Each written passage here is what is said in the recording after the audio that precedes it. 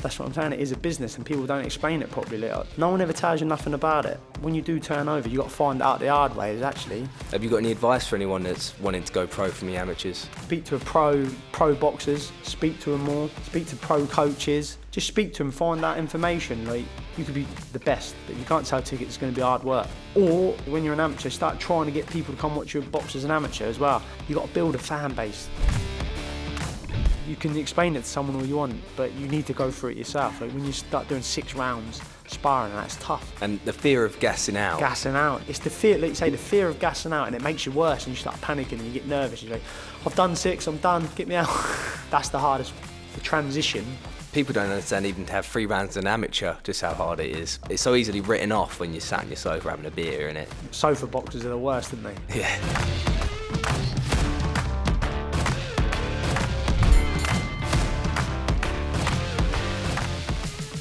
So whereabouts in Pompey did you grow up? I grew up in like Fratton, Lamport area. Okay. We lived in the same street for 17 years. Fratton's pretty rough, isn't it? Fratton, yeah, is at the minute. It never used to be though. Really? It's terrible at the minute. It's just got, especially like my road has just been, I don't know, it's been awful. Yeah, Loads of like drug, like, it's because of all the people, do you know when they do them hostels and stuff? There's like loads of them there's like one on the street now, and then they're moving like the people that get out of prison with the alcohol and drug abuse like into the houses. Like the landlords are moving them in. So there's like 5 houses occupied by like 5 heroin addicts, junkies now, and then obviously now the streets just full of them. It's just terrible. Fratton's last couple of years has just been awful. Yeah, so some of my mates at uni lived in Fratton. They got their house robbed and everything, and it's just like you never really think of it because where I'm in Southsea, we've not really had any trouble down there. But my full-time job, I work with ex-offenders. So what you're saying, I know a lot of people that go into the hostels, and I know it's very complex and difficult. And even though they need a place to go, unfortunately, listen, some of them are genuine, trying to sort themselves out. But there's some of them like hanging on the street till like 1 in the morning, drinking, shouting, screaming up to their mates, because obviously it's like a mini flat. It's probably got 10, 11 rooms in there. So like, say when one of them's not answering the door, ignoring them, and then one comes in, obviously, I think they shut the doors about 10:30, so if you ain't in before they shut the door, you're out. All night? All night, and then there's fucking screams all night, and it's like, fucking hell. Yeah. Just let the cunt in, he's waking every the road up, do you know what I mean? But it's obviously their like policy. If you've been drinking or something and then you come back, they won't let you in. Yeah, well, I guess some of them, the policy, they get drug tested every week and everything else. And obviously there's a few people trying to sort themselves out in there, but most of them are just... So what was it like for you growing up in Fratton? Yeah, it was all right. You know what I mean? It was good. It was, grew up around Fratton, and it wasn't as rough as it is now, do you know what I mean? But how were you in school? Standard? Yeah, I was kicked out of school and I went to a bad school for like fighting and stuff. And then I sort of tried to get back into the good schools because all my friends was in the good schools. So I was trying to get back into them. And I ended up getting back there in year 10. But yeah, I was in a bad school from, I think, like year 3 to year 10. Year 3? Yeah. Wow, so you were like, what, 8 or something? Yeah, something like that. Yeah, 9. Wow. Kicked out for fighting, then I went straight to the bad school. I was in Southampton. I was living in Pompey and I was in school in Southampton because I was like banned from every school in Pompey. Way. How did you get to Southampton? Just on the train? No, they used to pay for the taxi. The taxi picked me up every morning at 6:30 in the morning, straight to school, straight back. Wow. Same taxi driver I had the same taxi driver for about 3 years. It took me years to come back, and then when I started being good, because you have to apply to get back into the good schools, and then I had to like stay out of trouble for a year before they'd even consider me coming back.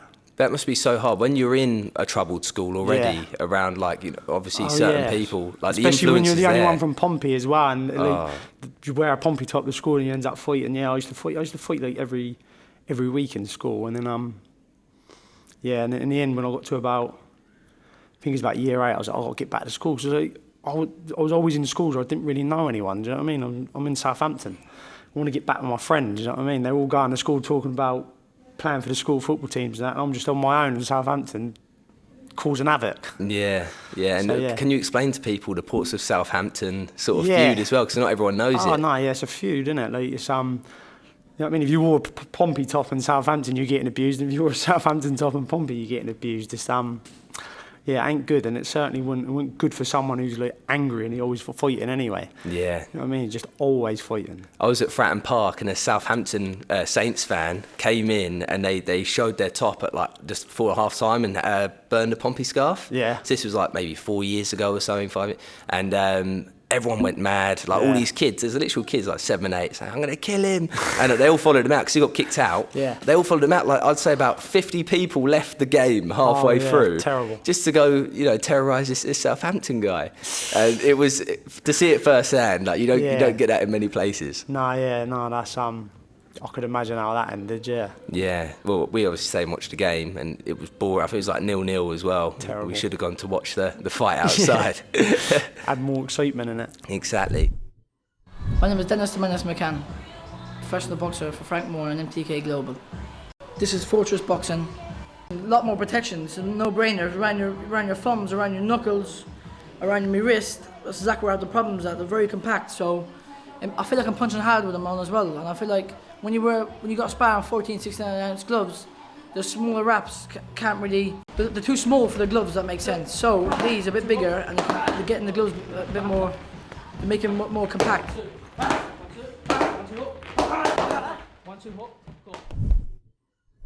So what got you into boxing?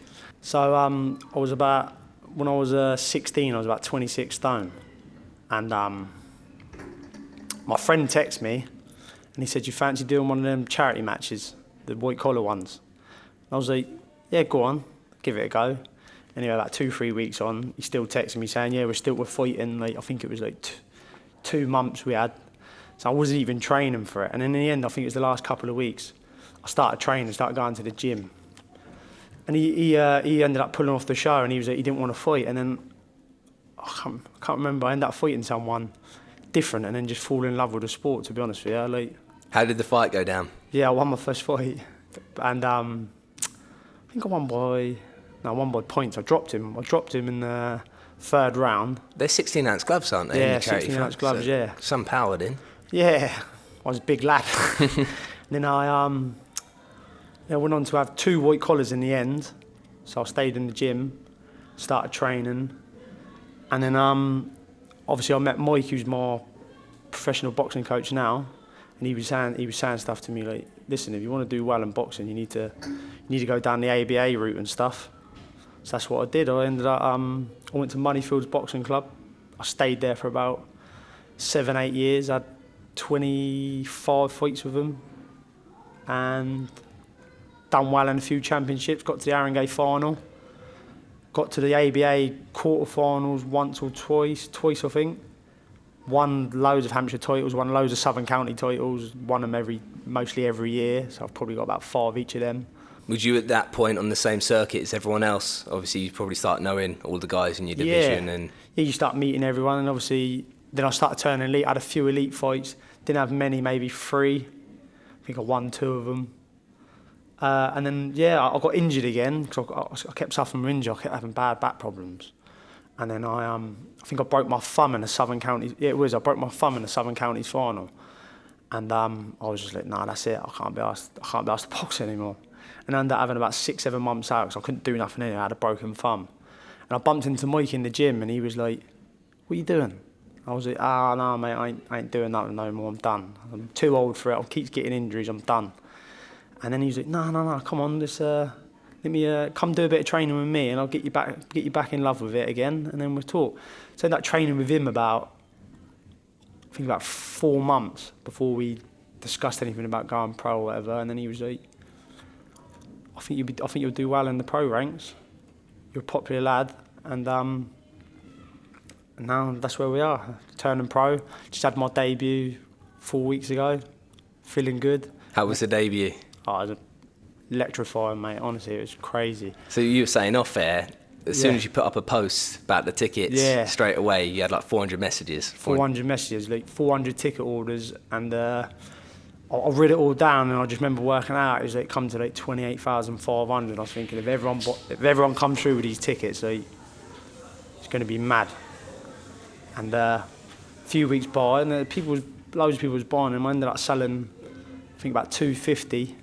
But obviously, I knew loads of people there was supporting all the other local lads as well. but I sold 250 and it come to about, I think it was about 13,100 in ticket sales in the end, which is half the amount that I'd written down, but I was still happy. But if I did do the full amount, which I should have done really, it would have been scary. Yeah. Well, that's unreal. And obviously to have your debut in Portsmouth as well. It was a good card, wasn't it? Oh, yeah, mate, unbelievable. And when I come out, it was just like, I remember seeing all the phone lights and that, and it was just like, fuck, this is real. Do you know what I mean? What was your ring walk song? It was Run This Town Tonight by Rihanna. So it's like, just mad. I couldn't even hear the song. I was just walking out. It felt like I had my eyes closed and I was just putting my head down. I was just walking out slow. Everything went slow motion, and it was just like, I remember because I was watching all the other lads come out, because I think I was on 7th. I was watching all the other people come out, and they was running to the ring, and I was like, I've waited 8 years for this. There's no way I'm running to that ring. I said, they can wait for me. I've waited so long for this. I'm coming out slow motion. I just remember just walking out, and it was like, it must have took me 3 minutes to get to the ring. I was walking out so slow, but I was soaking it out. I waited so long to get there. Waited for that day for 7 years. And I was like, no, I'm doing it my way. And I just remember walking out so slow. Everyone was just looking at me, just like, I could see all my mates laughing, just thinking, what's he doing? But I had the videos out. And then when I watched the videos back the next day, I was like, fucking hell, that ring walk looked mad. Like, it just made it look better that I was doing it slower. It made me look a little bit arrogant. I wasn't arrogant, it was more like, I was like, no, this is my time. I've waited long for this. I'm going to enjoy it. Do you know what I mean? I was soaking it up. But yeah, no, I was watching everyone else. They was rushing. I was like, you only do it once. I ain't no way I'm not getting in that ring in 30 seconds. My song comes off and we fight, we're in and out. I was like, I've sold a lot of tickets. I'm going to enjoy it. I'm going to enjoy watching everyone watching me and just soaked it up, really. How different was it to any of your other fights? Like, was it completely different, the feel? Shitting myself, because when you boxing in the amateurs, yeah, I used to bring like sometimes 30, 40, 50 people, but you don't have to sell tickets.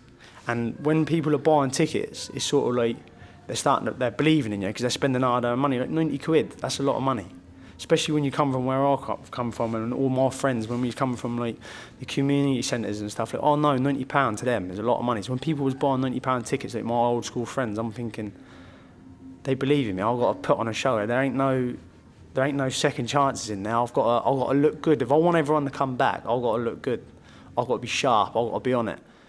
And yeah, it just made me more nervous. The more tickets I was selling, the more nervous I was getting. And it was just like shit. But it got to fight day, and I was like, the night before, and I was just shitting myself. I was thinking, did you sleep all right? No, it was terrible. Honestly, I couldn't sleep. I kept waking up sweating. I was like, I can't do this. But honestly, if I didn't sell so many tickets, I probably would have pulled out, because I was thinking, mate, I ain't got the arsehole for it. I said, it was the build up of it as well. Like I said, I knew what I wanted to do when I first started getting into the boxing. I knew I wanted to be pro, and it's come around. These last couple of months come around so quick. So obviously, when it was like the day before, I was like, the nerves just all hit me, and I was like, I don't think I can do it. And then in the end, I remember waking up, and I just thought, well, it's here now. It's too late. There ain't no turning back. But you always do silly things like that. You always try and talk yourself out of, oh, it's the last time I'll do this, because the nerves are just, it's like a roller coaster, isn't it? Do you know what I mean? The nerves just eat you up. But nah, I love doing it, and it's something I'll always love doing. And boxing saved my life, so I owe a lot to it, and I owe turning up for the people to do it as well. How's boxing saved your life? Well, when I was 6 years old, my little sister passed away. And it just what it did to my family and stuff. And then when I was 16, my big brother passed away as well. So like, just growing up and just seeing all that pain through my mum, me as well. Do you know what I mean? It's my way of getting through it. It's my way of talking. Like, people can go talk to people and they sort all their problems out. But like me putting on the gloves, that's what sorts my problems out. Mm-hmm. That's my your outlet. That's my happy place. So like, that's what I'm saying. When I say I was in a dark place, 26 stone, thinking, geez, I got to change because it ain't no one else going to change for me. It's me. It's you versus you always. It's always me versus me. I ain't in competition with no one. I hope everyone does well in life. I hope everyone achieves their dreams. But it's me versus me, and it's always trying to find ways to better myself. So when I was 26, I got to change, and then like, I lost 13 stone. I ended up so I was 160 kg at my biggest. Wow. And our box is at 80 kg now, so I lost half of me. That's and insane. obviously now I'm even thinking about going down as well, because I can still go down. I'm still making the weight comfortably. I've always boxed at light heavyweight, amateurs, whatever I've done, pro. So now I'm thinking about doing it the right way, getting a nutritionist on board, going down safely, healthily, and really trying to do well in it. Like getting big at that weight, super middleweight. Yeah, definitely. What nutritionist would you want on? I've been speaking to Jack Coates. Mm-hmm. He's a lot of people say good things about him, and I follow him on social media, and I see what he's doing for people and that. So obviously, I think me and him will get on well. We've had a few chats, and we're sort of on the same page on things when we talk about things. He's I think it'd be him. Yeah. Yeah, he's good. If you commit to whatever he tells you, you're going to do great. Yeah. No doubt. And I think all the tests, he did it on me, all of the testing. And I only ended up following it for about 6 weeks, but it was perfect. I felt fit every training session. Like you recover well. Yeah. You know, sometimes like you might feel a bit flat in a session. Yeah. I never felt flat once with him, so that's thank you, Jack. I'm looking forward to like you say, doing the testing, because obviously you don't know nothing of that. You just know how to eat. Like, I sort of know how to eat healthy. I've been round and round in circles of weight, up and down. So you just sort of know how to eat healthy. What is your diet like when you're in camp? Yeah, strict, like real strict. Just what clean. type of foods do you eat? Just like this basic stuff. Do you know what I mean? Like the chicken, broccoli, chicken and rice. Don't really change it out a lot. Do you know what I mean? That's what I want to get on board. So look, I know how to lose weight, and I always make weight, and I never really struggled too much. Obviously, I'll do it over a time, so like, I'll do it over 12 weeks. Instead of I'm not far off weight now, do you know what I mean? I'm at 83 kilos walking around. So like, I'll just be healthy all year round and sort of cut the last 6 to 8 weeks and just do it properly clean. But like obviously say, you don't know the certain things you can have, and that's when his brain gets involved and he starts teaching, like, oh, you can have that, because like certain things I've watched them all eat, like the toast and that, like, I wouldn't touch toast. Like me, I think like, oh, no, I'll be all bloated, I'll be heavy, but when you're like doing it with a professional, he's like, no, look, you can eat that, you can eat that, you can eat that, put that with that, and then your diet changes, and then you're happy, and like you say, happy for you, dangerous for you. Exactly.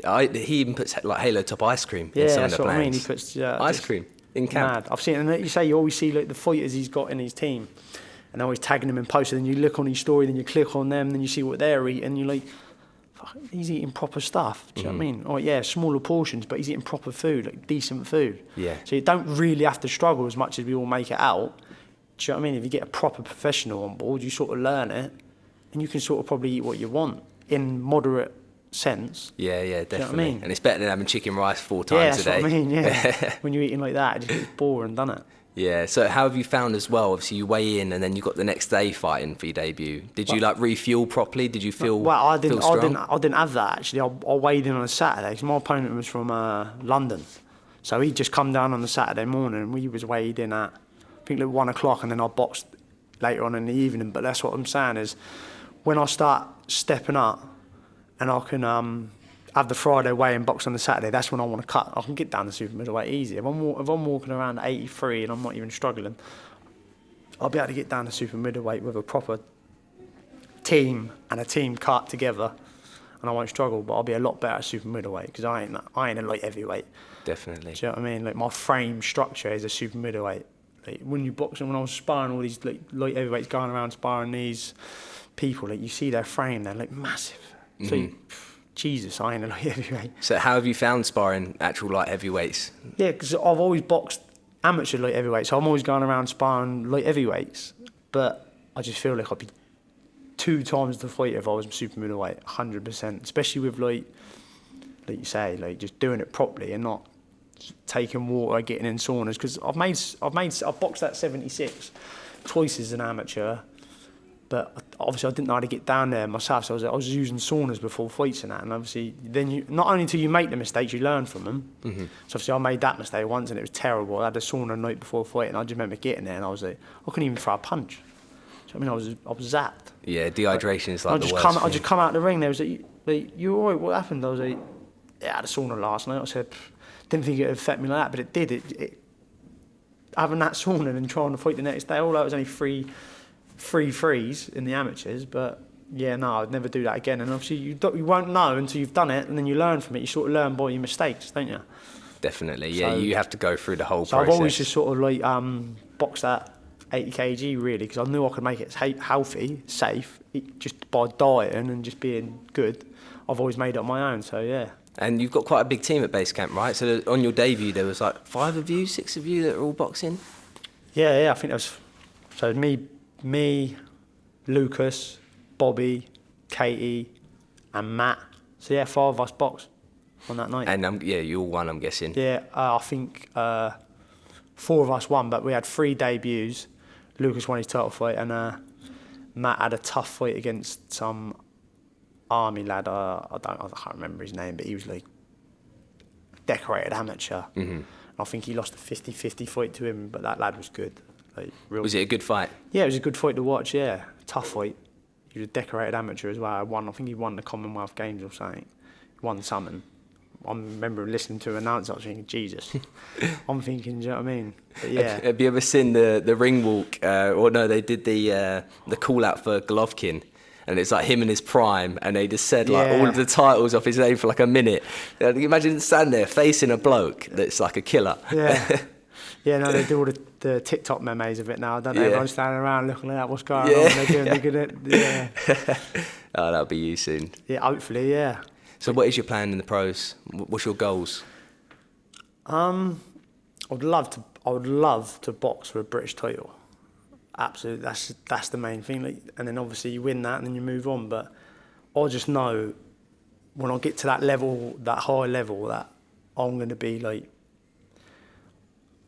a massive ticket seller. I know I'm going to be the first one. Well, I know I'm going to be the first one from this town to sell 1,000 tickets, and then I'll be the first one from this town to sell 2,000 tickets, because I'm growing daily. Like, do you know what I mean? I walk around the street now, and everyone, like, more people coming up to me, and it's just, yeah, I'm growing. I know I'm growing, and it's just, that's what I'm working on at the minute. It's just get that fan base and start taking armies to fights. I want to break ticket records. You know what I mean? Like, people say, oh yeah, I want to be a world champion. Yeah, that's so far down there. I can't even see that vision at the minute. That comes along on the journey. Like, a few years from now, I want to be boxing for a British title, bringing 2,000 people from Pompey and being recognised for that, just being an absolute animal in the ticket sales and doing it that way. Because it is a business, and people don't explain that to you. When you're an amateur boxer, like, people are not explaining if you don't sell £3,500 worth of tickets, you don't even fight. They don't realise how hard the game actually is. So all these kids coming up and they're all talented, but they're 18, 17, turning pro. And no one's explaining to them, like, hang on a minute, you've got to sell 3K's worth of tickets, and that's just the fight. You don't earn nothing. So all these young lads, if their friends young, how are they going to sell tickets? Yeah, and if you're in the gym all the time, you know, you're not exactly out socialising. You've got no social life. So who's explaining all that to them? No one explained it to me. I've learned through it now, but now I know it's actually more of a business. You can be really good at boxing, but if no one wants to watch you box, you might as well go get a full-time job. You could be the most skillfulest person in the city. You could be the best boxer in the city, but if no one wants to watch you box, you've got to go get a full-time job. If people want to watch you box, you move on quickly. And it's like, obviously it's harder for certain people because certain people can't sell tickets. Yeah. People struggle to sell tickets, and they're really good. I've seen lads around the gyms, and they're like, yeah, I can even sell like 50 tickets. I'm like, you're good. Well, it's just, that's Mikey's story, isn't it? Yeah, but that's what I'm saying. He's struggled the other way, but obviously now he's at that stage where people will come to see him now because he's been through all the hard routes. But he's struggling. When I was speaking to him, they've all struggled. Everyone in that stable, they've all telling their ticket stories. Like, mate, it's hard work, and it is. That's what I'm saying. It is a business, and people don't explain it properly. Like when you're coming through the amateur, they don't tell you nothing about it. Like, I don't know whether it's because they probably don't want you to turn pro because you want to stay at your amateur club forever. But no one ever tells you nothing about it. And like when you do turn over, you got to find out the hard way. Is actually, if I don't sell £3,500 worth of tickets, I don't get paid. The team don't get paid, and half the time you don't even fight. Have you got any advice for anyone that's wanting to go pro from the amateurs? But yeah, try and speak to someone locally. You know what I mean? Like, speak to a pro boxers. Speak to them more. Speak to pro coaches. Just ask them questions. It's no harm in it. You don't even have to go pro if you don't want to go pro. Just speak to them. Find out information. Like me, if you come and speak to me, I'll tell you everything you need to know. It's a business. You could be the best, but if you can't sell tickets, it's going to be hard work. If you can't sell, or this way is when you're an amateur, start trying to get people to come watch your box as an amateur as well, because you don't do it a lot. Like, I never really used to do it often. Like, if I was local, I'd text people to come, but you got to build a fan base while you're young. So when you do turn pro, you're like, everyone wants to come watch you. But because you don't have to sell tickets in the amateurs, you tend to not do it. You're just like, I'm boxing next week, anyone want to come? Well, if you ask anyone wants to come, it's like, wow, people like may not want to come. You've got to sort of try and like sell yourself. Because when you turn professional and like, you don't know how to use the social media as well as some others, or when you don't know how to like pump tickets, you're going to struggle. So because you're so popular in Portsmouth, have you ever thought about wanting to sell out Fratton Park at some point with the team? Yeah, I would love to. And hopefully I'm the first man to do it. Who knows? I don't know where 3, 4, 5 years is down the road. But yeah, if I grow like I'm growing now, I will. Like I said, I'm going to be the first person. I'm going to break every ticket record in this town. I know I am. I know I'm going to do 1,000. And if someone's already done 1,000, I'll do 2,000. If someone's already done 2,000, I'll do 3,000. That's my mindset at the minute. I'm going to break every ticket record. Any fight is ever done in this city, I'm going to be the biggest. I'm not saying I'm going to be the best and go on and achieve more than anyone. I'm just saying I am going to be the biggest ticket seller this town has ever seen, and it's going to take years before someone beats me. Because that's how I'm growing at the minute. That's how my mindset's growing. That's my target. And then when we build a little army, and then we can start. Then people are going to want to be fighting me. I don't need to chase everyone and go all them hard routes and have 50 fights before anyone starts recognising you. I'll just build an army, and then they're going to have to start recognising me because it sounds like a great game, but it's just like it reminds me of Johnny Fisher. Yeah, you know, exactly as a complete novice, but he's got such a good fan base. He's selling 2,000 tickets. I heard he's selling 2,000 tickets. That's crazy.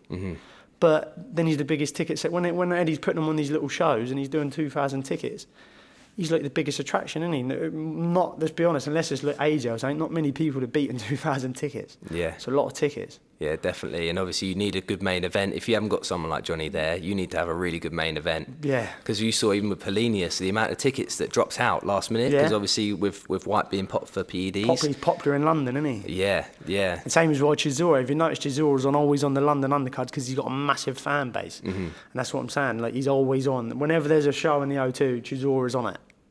Don't matter who's fighting, they always put him on. Do you think he should retire, or do you think he should just do what he wants? And I don't know. He's an old, but he's just a war veteran, isn't he? Well, he's just won as well, so it's not like he's got an excuse. People say like, he didn't win, but that other guy wasn't really doing much anyway. You can't sit there and go, the other guy battered him. He wasn't throwing any punches anyway. Chisora's forcing the pace. I thought, it wasn't his best performance, but he didn't. You know what I mean? The first couple of rounds he struggled, but other than that, it was just. Yeah, it was one of them fights, wasn't it? It was a bogey fight. It wasn't like enjoyment to watch. Yeah. Are you a big boxing fan? Yeah, I do try and watch it as much as I can, but... Did you watch last night, Dennis McCann? Yeah, that was unfortunate, wasn't it? Well, he sort of got lucky, really, though, didn't he?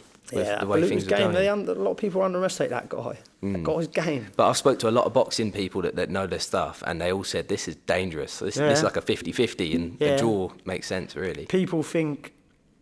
A lot of people was like saying, that smashing. But that Beluga's game has been around, and he fights anyone. The guy, look at his resume, he boxes everyone, and he's up for it. He comes to fight. Yeah, and he lives the life as well. And he lives the life. He's a little. What is he? Is he Romanian? He's just games. Yeah. Do you know what I mean? He probably takes a load of opportunities, and he's always on the top shows. Whenever you see him he's always on BET or someone. He's fighting some prospect, and like you say, it's a tough fight. It wasn't no easy fight. A lot of people probably thought it was an easy fight, but I don't think it was. I think, like you say, it was his game. Well, my favourite fight last night was Ryan Garner. Yeah, he's good. He's so good, isn't he? Yeah, he's good. He's game. Yeah. He's good. He looks... I remember watching one of his things, and he's used to struggle to make weight, but I don't know. Has he gone out on weight? I'm not actually sure, but they said he's had so many... I want to talk to him, to be honest. Yeah. He's had so many issues out of the ring, and he's been like inactive and stuff. Yeah. But he seems like he's sort of on track now. I think he's had 2 knockouts in a row now, and he's good. active. He did look good. He did look good. Yeah, and you can see his amateur experience as well. Yeah. He looked very calm and composed. Yeah. But a lot of people were saying as well last night, if it's going an extra round or two, would he have gassed himself out? Yeah. Which we won't know. That's something you ain't going to find out. But obviously, like, when you was watching that last round, you could just see the guy was going to go, and it was just... That's the thing is with boxing, it's a momentum sport. When you're full of confidence, you're landing these easy shots and you can't miss, you're throwing and you can't miss, you're growing. So he could have probably gone another 2-3 rounds at that pace because he couldn't miss. He was throwing shots and he was just landing, so his confidence is growing. When you're using that engine and you're missing, then you're getting drained because you're burning so much energy and you're not being successful. But because he was being successful, he's just growing in confidence. He could have just gone on and on and on and on like that because he wasn't missing. He was landing, throwing, and he could see he was hurting him. And then in the end, he got him out there. Yeah. Do you, as a big fighter, do you always look for the knockout, or is that not in your mind really when you're boxing? Not really. Like I stopped a few in the amateurs through. I think I stopped 2 in the end. But no, I'm not really. I don't really look for the punch. I'm more fast. Especially in them 10-ounce gloves, I've got fast hands. And I love making people. I like, not cocky, but I like the art of it. I like to hit someone and smile and knowing that they've missed me. And I like frustrating people. So like, I'm very awkward, very slippery, very good on the back foot. And like the more you chase me, the better I'll get. But yeah, obviously I've got to start working on sitting down on shots more because I'm a bit in there, gone, and like quick hands. But it's the pro game. It's a different game. I need to start sitting down more, letting the hands go, and like you say, try and get people out, because that's what people want to see. Like you can be, like, it's another situation. You can be very good at boxing, but if you've got one of them styles that promoters don't like or people don't like, it's like you get shafted as well, don't you? So you need to have a little bit of everything. I'm not saying you have to knock everyone out, but you do have to have it in the toolbox. Mm-hmm. Otherwise, like you say, it's just people don't want to watch you in the long run. Definitely, yeah. You know, if your record, if you end up 10-0 with 0 knockouts, and you're a light heavyweight or super middleweight, everyone's going to be like, and people won't take you seriously. It's crazy. And I think now's the time to do it. Whilst you've got the journeyman and you've got sort of the start of the career where you're going against probably the least opposition possible, that's the time when you want to put on the show and get the confidence, right? Because as soon as you get to that British level and it's like, 50-50 fights and you're going for it, anything could happen. And obviously you're going to fancy yourself, but early on, that's when you want to make a mark. Yeah, you do. But as well as like, when you're in a 50-50, it's not as nervous as boxing a journeyman. And I don't know why that is. And I spoke to a few people, but like, for me, it was worse boxing a journeyman on my debut than a 50-50, because I was thinking, if I get beat by him, and he's making me worry more, because I was thinking, look at his record. And the thing is, well, people underestimate journeymen because they've had 20, lost 15, but they're good. And when I boxed Robbie Chapman on my debut, he's good, and he's quite funny, and he's quite clever, and he played up to the crowd and that as well. But he's good, and he's probably in like 2nd or 3rd gear, and he's just coasting. He's getting paid, so he knows he don't have to do anything silly. He doesn't have to engage with you. It's like he says, like you've got to want to win. You've just got to box clever to win. Like you can't do much more, because if I start having a tear out with him, and then, like, in the end, he's going to think, well, I'm fighting next week, then he's going to try and take the piss out of me. Then it ends up, they could be bogeymen, I think, and a lot of people underestimate them. You've got to be clever. Personally, I wouldn't try stopping journeymen so early on, because you could get yourself in a lot of trouble.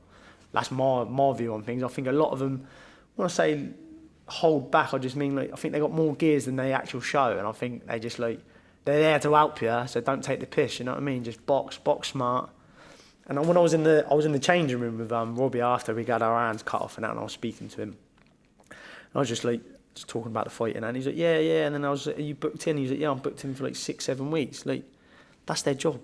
Mm-hmm. They can't, like, you try and knock them out, then you're taking their money away. Do you know what I mean? And they're, like I said, they're in certain gears, and I think they definitely don't show you the full self unless you upset them. Yeah. That's my opinion on it. No, I fully agree. The respect for journeymen, I know obviously I was saying you should get them out, but the respect for journeymen, some of them especially, like you don't see them ever go out of first gear. No. Some of them, I actually think they could easily stop some of these debutants, but they choose not to, because they want to get paid still, and they want to be on the circuit. That's exactly that. That's what I was speaking to him in the thing, and I just said to him, I said, yeah, cheers, mate. I said, and he was saying to me, yeah, you box clever, you didn't, like, obviously... Basically what it is, isn't it? If you work, they'll just let you work. Mm-hmm. But if you try and take the piss, and you upset them. But I said to him after, I had a big after party. And I said to him, do you want to come to the after party? Because he was a nice lad, shook his hand. And he's from Camden, right? He's from Camden, yeah. And I went to him, come to the after party, because I know he likes all that funky music, like R&B for music. And I said, I've got a DJ. I said, just put in a few requests, mate, come to the after party. So we'll have a good night. And he was like, nah, I'm working next Saturday. Otherwise I would. He went, because I'll be on the sofa for 2 days. I said to him, yeah, all right then, mate. And then I've spoke to him a few times on Instagram. He's just a nice lad, do you know what I mean? Good guy. Yeah, I follow him on Instagram. Is he a coach as well? Yeah, I think he does personal training and stuff. Yeah. But yeah, he's a top man, do you know what I mean? He's good. Sent him a few messages and that. It's good that you've got that respect for people as well. Oh yeah, that's what I mean. Like, anyone that gets in the ring, like, I wouldn't look at him funny. be funny. Listen, we're here to do a job, shake hands. Obviously, you start talking shit and you upset me, it's different. But if you're going to be respectful of me, he's here to do his job. I'm here to do my job. He's helping me learn. He's helping me step up. And that's it. It's just respect. Like some of them are doing, at the shows, doing face-offs with journeyman. I'm thinking, look, come on, mate. Some promoters ask you to do it though, don't they? Face-off with a journeyman. Like, come on, it was me, I was thinking. For the clout. Yeah, it's just me. I was just like, good luck, mate. Yeah, I'll speak to you afterwards. But everyone's different in there. I'll just, like, they're there, like I say, they're there to build confidence for you, get you up, and that's it really. Like, don't take the piss with them, just do your job. Yeah, and how many fights you plan to have each year early on? Are you trying to get out as much as possible, or are you waiting for the better shows? I'd like to box 4 times this year really, because my licence runs out in May before I have to do all the brain scans and that again. So I'd like to, I'm boxing 7th of October on a nice little dinner show in Pompey again. I want to go to Italy after, or somewhere. I want to start getting used to going away and getting out of my comfort zone, and then maybe come back in Pompey after Christmas. So I'll try and get out before Christmas in Italy, and then maybe come back sometime in Pompey after Christmas. So yeah, hopefully 3 minimum, 100% 3 minimum, but I'd like 4 really, because like I say, I've got good sponsors behind me now. What sponsors have you got? I've got BRS Roofing, TMC Roofing, New Way Mechanical, got Get Up the Load, I have got PG Painting and Decorating, I've got the CBD gummies I'm involved now as well. Which ones? What's the brand? TMT. TMT, okay. And that's massive for me because I spend so much money on CBD. I'm spending about 100 and something quid a month. And is it helping you, CBD? Yeah. Yeah. I suffer with bad arm injuries and stuff. So like, I don't know, like, it's like golfer's elbow, tennis elbow. I used to get that quite a lot, but now I'm on the gummies. They've sort of it's sorted it out. Do you know what I mean? I'm on like, takes that a few gummies a day and a few tablets a day, sorts it out. But yeah. What about the drops? Do you ever do them or? No, I don't do the drops. I tend to just think I like the capsules, like the 50 milligram capsules. They're quite strong. They seem to just do the job. I used to do the drops first, but I just feel like when they taste like shit, you just think, I can't keep doing it. Get the capsules in there. Does it help with your sleep, CBD? Yeah, definitely. Yeah. From my 6 week for the debut, I was in bed by 9:30, waking up at 5:30, 6, running.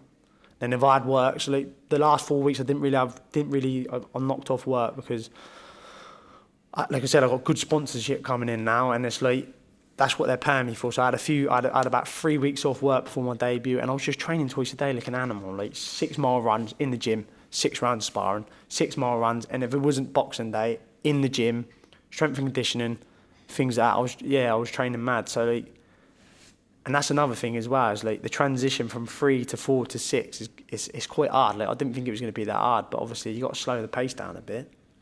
But now I'm confident I can do 4, and I'm probably confident I can do 6 now. So now the next stage is start smashing 6 and looking quite good, and then start pushing on to 8, because you need to start stepping up, and that's a hard thing. It's a mental block as well. People don't, and like you say, you can explain it to someone all you want, but you need to go through it yourself. Like when you start doing 6 rounds sparring, that's tough. And the fear of gassing out. That's because you're always holding on to something inside. Even in sparring, I don't know why you do it. I don't know if everyone does it, but I certainly do it. I'm doing 6 rounds, I think. And then when you get 8, you think, bloody hell, I've got another 2 of me. Why am I like... It's the fear, like you say, the fear of gassing out, and it makes you worse, and you start panicking, and you get nervous. You're like, I've done 6, I'm done, get me out. Yeah. But yeah, that's the hardest.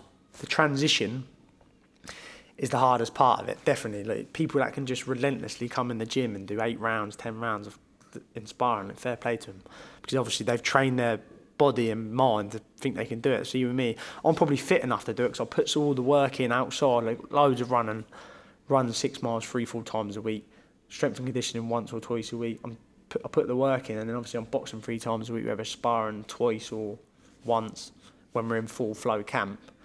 But like, yeah, it's like you say, it's the mental block. You get to 6 and then you start to like, yeah, that's me But you just got to start pushing on. It is hard. It's tough. People don't understand even to have 3 rounds as an amateur, just how hard it is. People, like, you sit there and watching the telly, why is he not throwing anything? It's been like 20 seconds without a punch being thrown. Yeah. Like, there's so many reasons behind why people are doing things, and it's so easily written off when you're sat on your sofa having a beer, innit? Yeah, the sofa boxers are the worst, aren't they? Yeah. I sit around watching the box with my friends, and you just hear things they say. You think, fuck no. Go do 2 rounds. Go do 1 round. Yeah. Go spar anyone for a round. It's hard. Do you know what I mean? It's hard as well, because obviously they're the ones buying into you, and they all have an opinion that you should respect. But sometimes trying to educate them, like you've seen some comments probably on my posts, it's just like, people are so stupid. They're so deluded. They are clueless. Even myself, sometimes you watch a world title fight, and say they're in the 10th, 11th round, you think, fuck, you're in a world title fight, throw. But then it's like, now I'm learning. See, I used to be a 3-round fighter, and you would spar the pros as an amateur, and you'd get the better of them, ping, ping, ping, because you've got that 3-round experience. But that's it. Then you jump out, don't you? You do your 3 rounds, I'm out, and then he's in with someone else, and he's getting pinged about by these amateurs. There's pro. But now I'm the pro. I now know how he feels, because I was going to like amateur clubs and navy clubs, 3 rounds of him, 3 rounds of him, and then it's like, you cheeky little thing. Do you know what I mean? Now I know, and I used to think, you used to box them pros out there. No, like they ain't all that, are they? But it's styles, and you got to adapt to the new style now. And like amateur boxing is who's the best out of 3 rounds. And some people are really good at that, but try and transition them to 12 and 10s, then you find out how good they are. And that's what I believe is that the pro game as well is whoever's good over the 10 rounds is obviously a real good fighter. Yeah. That's something hard to do. And you see some talented amateurs not make it as a pro just because they can't do it. Yeah. I definitely would say I was quite a slow-paced amateur, but very skillful.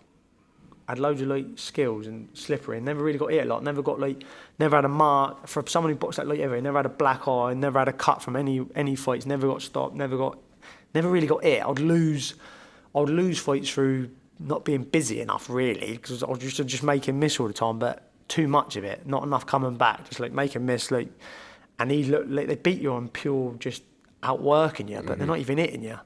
But that's how the amateurs is. It's who's trying the most over 3 rounds, and it's like some people are good at that.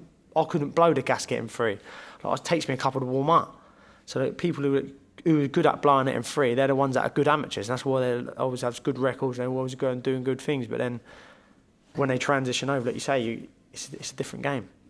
Yeah, definitely. And when you start up in the rounds, you said you were doing S&C. Have you noticed that doing strength training helps with stamina and endurance? It does a bit with the conditioning and stuff when you're doing loads of it does. It does. The strength there, it's just more like you say, it's the body's fit.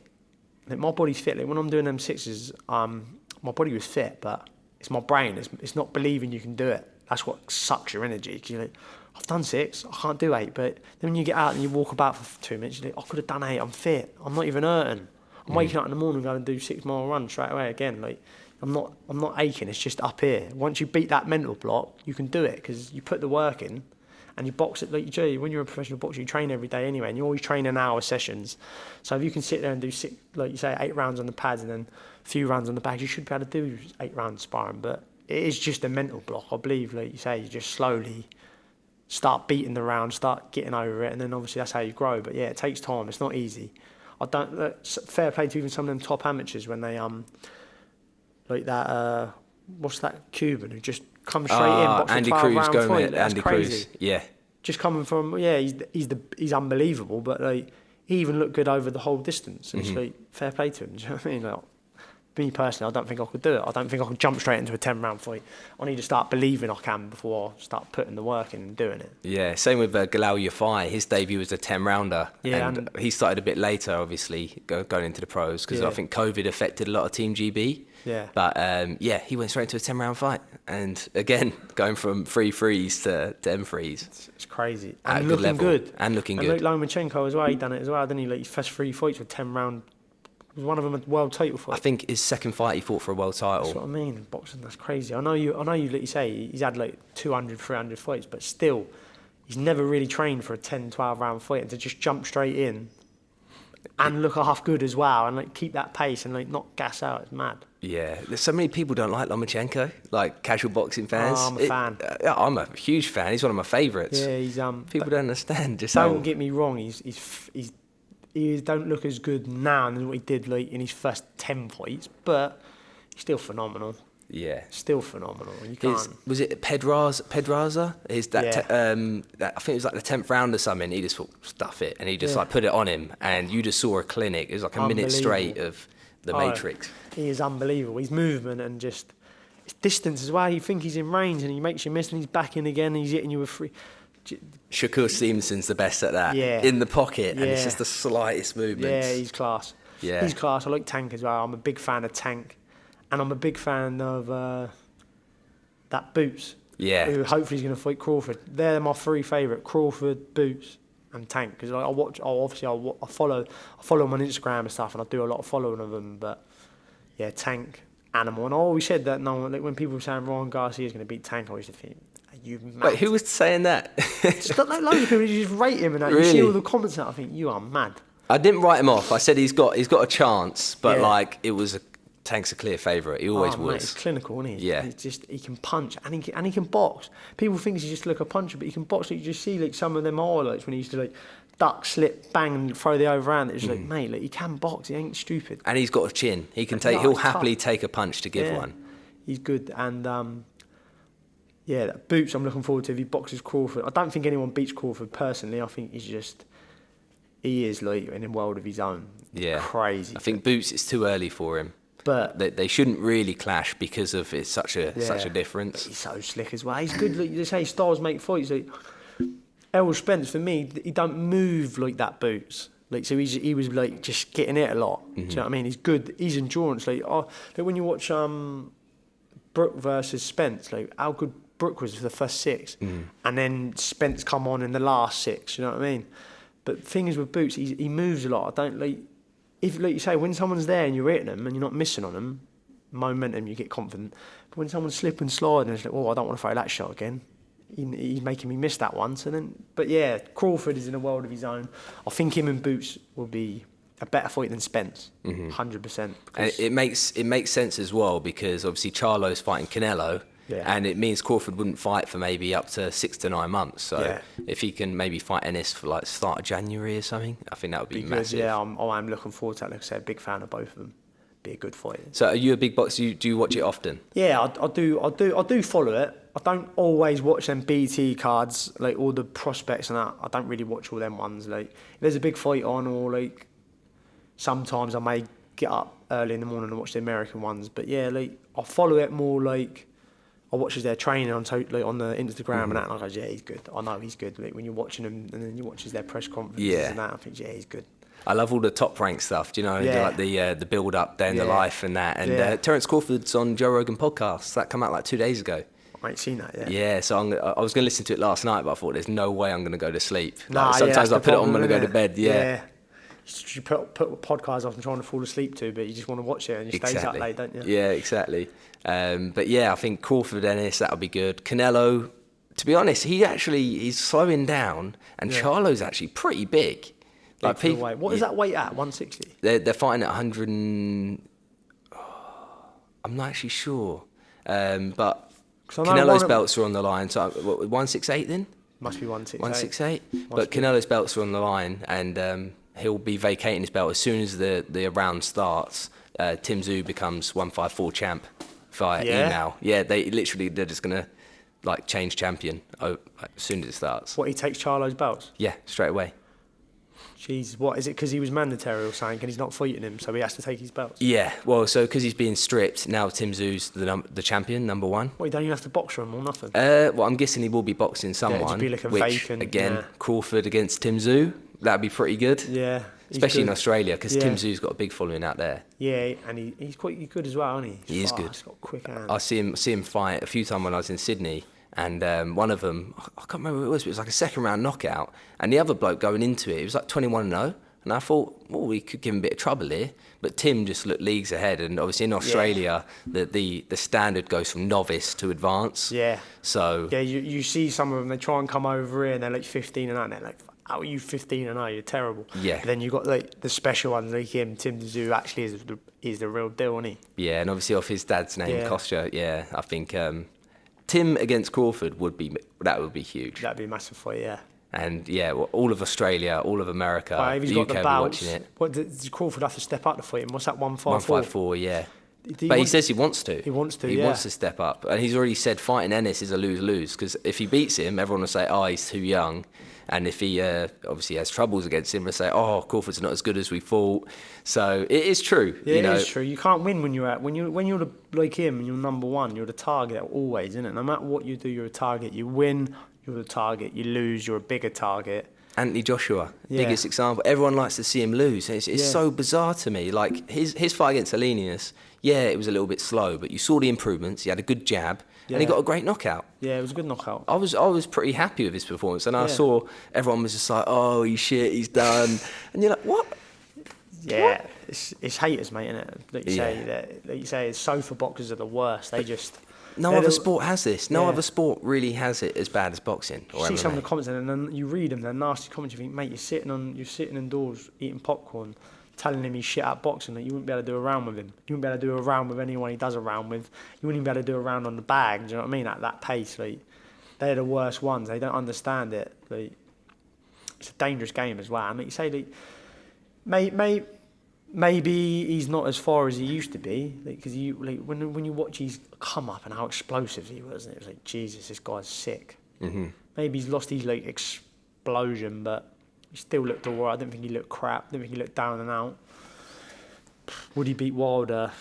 Who knows? Yeah, I'm a big Joshua fan, but I do think if Wilder lands, it's over. Yeah. But everyone underestimates the boxing skill of Anthony Joshua. Yeah. Deontay Wilder. GB, wasn't he? GB gold medalist. He can box. Yeah. And he's learnt a lot in the pros as well. Yeah. And, if he can avoid the right hand, like obviously Tyson Fury smothered Wilder, he pretty much showed the cheat code on how to beat Wilder, right? How not to get caught. Yeah. And if he's done that, Joshua just has to do the same, really. Yeah. Use your weight on him. Obviously, he's great on the inside. Joshua's uppercut. Yeah, he's good. Right uppercut, left hook. And like you say, you don't have to be like don't have to throw loads of punches against Wilder, because Wilder's not that sort of boxer as he tries and just looks for that big punch. So you got to just, like you say, you just got to do what you do best and stop him from throwing that right hand, because that's when he's at his dangerous. When you're in range and he's got them big long toothpick arms, comes out and hits you in the chin, you're going to sleep. Yeah. So like you say, you got like Tyson Fury. Tyson Fury's phenomenal. Big fan of him. Just guy's sick.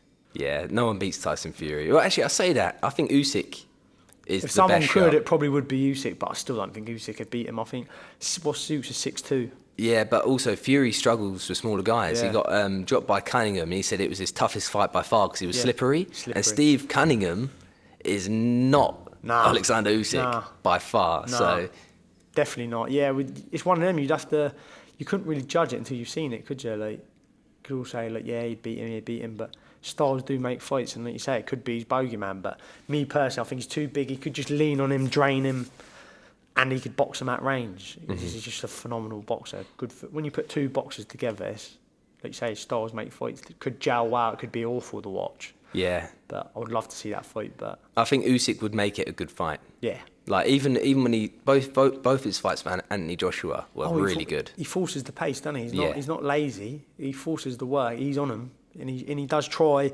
Although he boxes and he does move well, he steps in, throws shots, steps out. He's not like a back foot. Mm-hmm. He was more on the back foot against Derek Chisora than he was against Anthony Joshua. Yeah. Do you know what I mean? He was trying to actually stay away from Chisora and box Chisora's head off. But with AJ, he was like in the pocket, out the pocket, in the pocket, out the pocket, and that's how he beat him. Would he be able to do that against Fury? I doubt it, but wouldn't be able to judge it until we see it. Do you think he beats Daniel Dubois? Quite an easy fight. Target practice. Daniel Dubois, I'm guessing Usyk knocks him out, personally. Yeah, personally, I think I think he's target practice. Personally, he's young and he ain't got the pedigree. I think that Usyk's just too slick, too movement. He's too static. Like, I think when you figured that out when he was boxing Joe Joyce, they're both static, weren't they? I think Usyk's just too much movement, and he does, like you say, when you're standing there like that, he's on you. Yeah. You got to keep him away from you, and he's on you. And I don't care how hard you hit. He's boxed everyone, innit? He's boxed them all in the amateurs, and he's a wild season, and he deserves to be the world heavyweight champion at the minute. 100%. What I hate is Frank Warren has really put Daniel Dubois in two messy situations. As a young heavyweight prospect that's brilliant, The management's been terrible. Yeah, you know, against Joe Joyce, let's face it, Joe Joyce is a machine. I know he got stopped by Zhang, but Joe Joyce, going into that fight, there was hype around Dubois, but in my head, there was no way Joe Joyce was losing that fight. Juggernaut. He is a juggernaut. There was no way he was going to lose that fight against Dubois. Like what Zhang did, just boxed him out. He wasn't hitting him with massive shots. He just couldn't miss the shots he was landing. Like, yeah. That the bar was southpaw trying to knock. left. Yeah, that's what I mean. The bar were trying to knock him out, and where you find like you don't get knocked out. Have you ever seen him out other than he closed his eye and that with that Zhang, and he was target practice yet again. He was just getting it. He couldn't miss. Yeah. So like the eye was just building up, and then obviously got stopped in the end. But yeah, that's what I think it'd be like the Usyk Dubois. But I don't want to write him off. He's a British fighter. I hope he does beat him. Hopefully, but I can just only give you my boxing opinion. I think Usyk's just southpaw, awkward anyway. He got the advantage of being awkward, and then he just moves well, and he's phenomenal. I thought maybe Usyk would be slowing down by now, and he's not slowed down at all. Nah. Heavier, older, still moving like he's in the amateurs. Yeah, scary good. He's scary good. One that you see many heavyweights like him again. Do you know what I mean? Like his style, small, fast, in and out. Don't really get it a lot. Very clever. Just like you say, tactical genius. So finishing up, it's a touchy subject, especially as a pro boxer yourself. But I do want to ask: everyone's being popped nowadays. Performance-enhancing drugs. Yeah. What's your view on it? Do you think, obviously, you've had Alicia Baumgardner, Conor Benn, Dillian White, like there's others happening in America right now which sort of going under the radar. What's your view on the fact that people are still allowed to fight when they've been popped for positive tests before on fight week? It's still going ahead. Like, personally, I think it's terrible, and I know it's rife in the sport anyway, but if you're being caught, dirty twice in the fight week, why the hell are you even... It's money, innit? It's like you say, Canelo was prime example. Whatever they said, it was chicken breast or eggs, and then Mexican meat, and you got Ben. Like, it's crazy, innit? What's the point of doing the testing if the testing ain't stopping them from doing it? Like, if you're going to do the test and the test comes up that they're on it, then they've got to be banned. But they're getting, like you say, they're getting 6 months banned. 6 months banned. You'd have that after a fight. Yeah. You'd have a fight and have a 6 month rest. So 6 month ban is nothing. They should be getting 5 years banned. If they are doing it and it is legit and it is like they've been caught out and they are doing it, you should have a 5 year ban. So like you shouldn't be able to recover from a drug test. Yeah. It's dangerous. Like you say, if you're drugging out and then if it's giving you like superhuman confidence, and you are in harder, because it's making your bones harder, it's making everything tougher, and you're cheating, and obviously, you do need... These bans are terrible, 6 months. And how they contest it. Like, if you've had 2 failed tests, you've got no backbone. You've got 2 failed tests. Like, terrible. There's court procedures, and they can still explain their side. No, if you failed, you failed. Like, you know what goes in your body. As a pro boxer, you know what goes in your body, from the multivitamins that you buy to the chicken that you get from the shop. No way are you going to have something like clomiphene or whatever. It's terrible. The big words are, that's not going to be found in eggs, meat, water, whatever it may be. I think it's just stupid. What do you say? It's just, they get away with it. They abuse the sport. They get away with it. And as long as people keep getting away with it, people will keep doing it, won't they? It's just money, isn't it? Do you know what I mean? Like, they got more money than sense. And they obviously, I don't know what they're doing or who they're buying or who's protecting them, but yeah, like 6 months ban is just, wow, it's like, Jesus. It makes you want to do it, doesn't it? Fuck me, if I can beat him up, if I'm on steroids, I get 6 months ban, lovely, I've just beat him up. Like, it just makes people want to do it. I suppose why more people are doing it. Like, but that's if you're a big name. If you're a smaller name, they're probably going to make example out of you. You get 3-4 years back. Yeah. If you're a smaller name, they would hang you out to dry and say, look, that's a cheat. Yeah, but they would. These guys here, nah. They're trying to save them, aren't they? Trying to keep them around, trying to save these big fights. But like you say, it's cheat. If you're cheating and stuff, like you say, if you're cheating in football and you're betting and you're fixing games and stuff, you get banned. And you get a big ban. You should lose your money. You should lose everything. Do you know what I mean? If you're cheating in the sport that you are a professional in, and you are like rigging it and doing things you shouldn't be doing, you should be banned. You should lose your money. You should have to pay a massive fine. Whatever you've earned in that year, say if you earned $1 million, you should have to pay a massive fine. Lose it, mate, because you're cheating. Yeah. Do you know what I mean? People spend their hard-earned money to watch you, and if you're cheating and doing things you shouldn't be doing, you should be punished. But they're not. No one's getting punished, are they? It's all like do it, get away with it, do it again, and then someone else does it, he's getting away with it, and it's like, and the bigger names that get away with it, like, it's just dangerous, scary, and unless someone steps up and makes an example of them, people are still going to do it. You're not going to stop it, are they? 100%. Yeah, it's rife. I don't know if you see people in the gym where you are, but, you know, they're working so hard. They're natural, they're eating clean, they're doing all the right things, and they'll probably never get the opportunities that someone's got when they're blasting PEDs in some gym in Top Rank or whatever it may be. And then they're getting it covered up by bigger people as well. The promoters have so much say with the drug testing. That's the most weirdest part. The promoters should have nothing to do with the drug testing. Yeah. Like VADA and UCAD and all that should all be separate, and they should have their own legislation. And if you fail, done. The fact a promoter can still have their say and their court battle on their fighter. Yeah, I don't get it. It's so bizarre. It's all corrupt, obviously. How it works. I don't even know how the drug testing works. I ain't even been drug tested yet, so look, I don't know how it even works. You know what I mean? But obviously, clean as a whistle.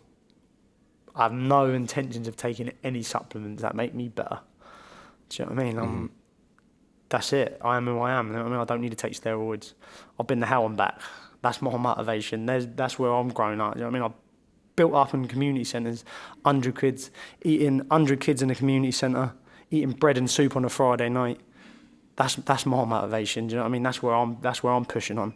That's why people are following me. They're following my story. They know what I've been through. Some of my friends, you know what I mean? Like when they was buying tickets off me, like skint. Giving me $1 a week, still paying me $1 a week. Every Friday, transferring me $1. We'll come to my fights, you know what I mean? We come from nothing. You know what I mean? I plan to take it. Before I'm done, the game plan is statue in Gunwolf of me, statue in Commercial Road of me, the biggest ticket ever invented of this city, and that's it. That's my motivation's my pain. Been to hell, come back, I'm here, see where this boxing leads me. If I make it, lovely. If I don't, I don't. I'll still break ticket records, and there'll still be a statue of me in my city. Brilliant. Well, it's been a pleasure having you on, River. No, yeah, it's been. I wish you all the best, mate. Yeah, cheers, mate. Thanks.